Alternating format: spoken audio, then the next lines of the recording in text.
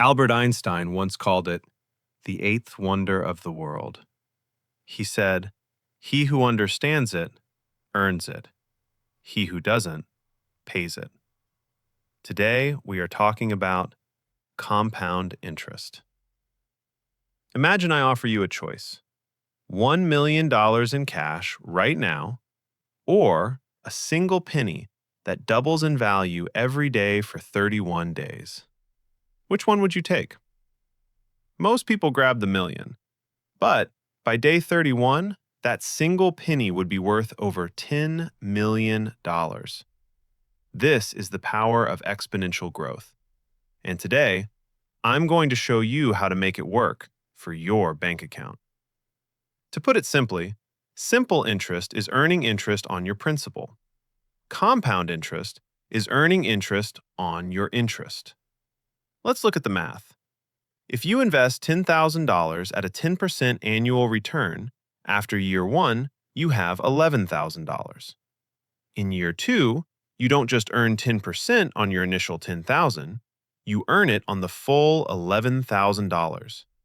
This creates a snowball effect.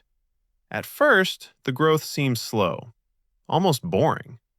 But after a certain inflection point, the curve goes vertical.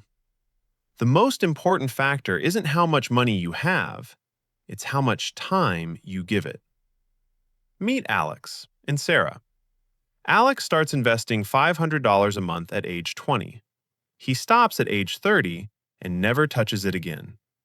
Sarah starts at age 30 and invests $500 every single month until she's 60.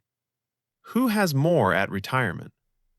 Believe it or not, Alex ends up with more money than Sarah. Why? Because Alex gave his money 10 extra years to compound. So, how do you harness this miracle?